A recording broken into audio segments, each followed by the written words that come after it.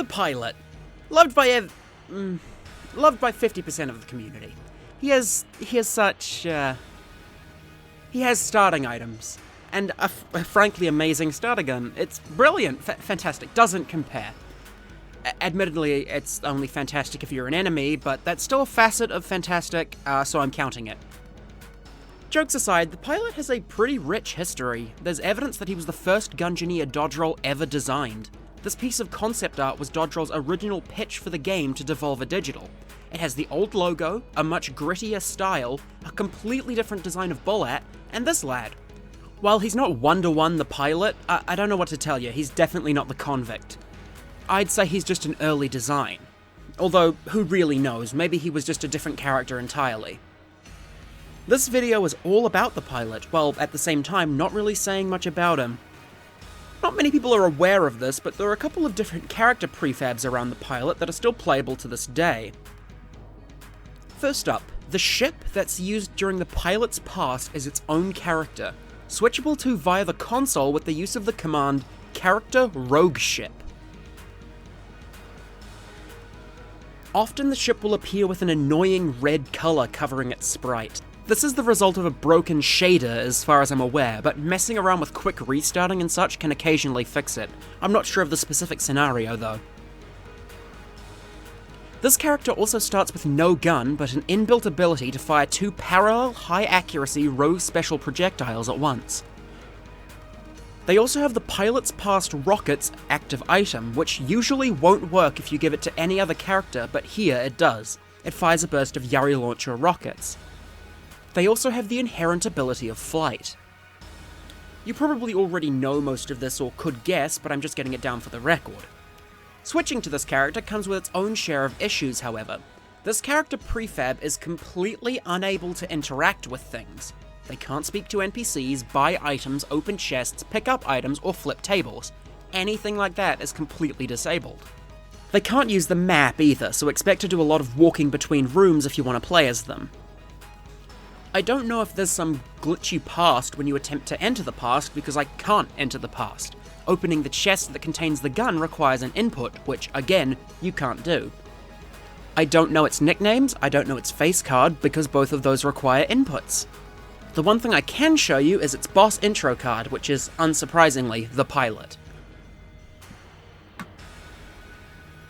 Replayability just completely plonks with this prefab. Though I could see it being an interesting challenge to play as the rogue ship for a couple runs, don't add it to your regular roster. That's not all I have for you, however. I have an actual cut character for you.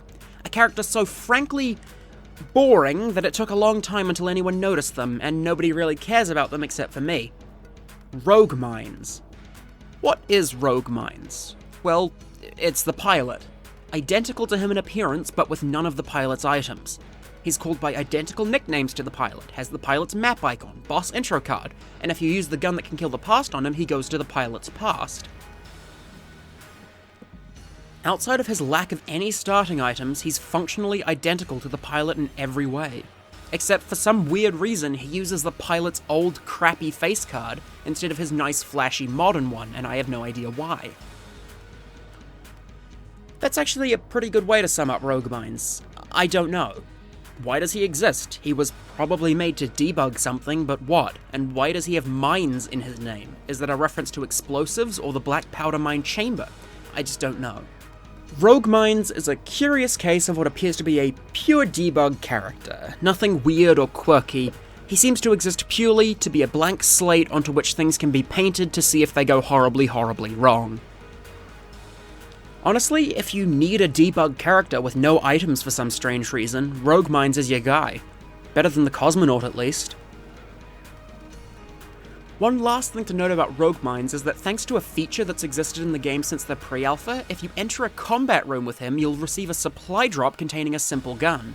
You see, back in the pre-alpha there were no infinite ammo starters, so you had a high likelihood of completely running out of ammo. So Dodge Roll added this emergency gun supply drop feature, and when they added infinite ammo to the starters, they just never took it out. So yeah.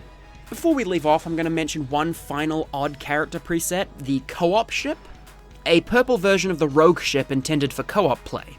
Co-op Ship has exactly the same properties as Rogue Ship, except it doesn't get the rocket active item, meaning for the low price of your heart and soul, you get all the disabilities of the Rogue Ship and more. The game rightly seems to think that the Co-op Ship is the cultist. But anyways, I've got to go fling fresh zucchinis at those blasted street urchins who have the audacity to grovel for shillings on the outskirts of my estate. Be seeing you, and good day.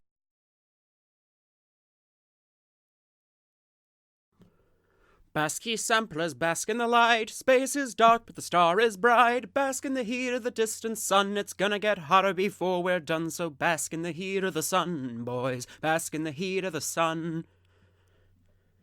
We mine the neutron matter from the heart of a living star.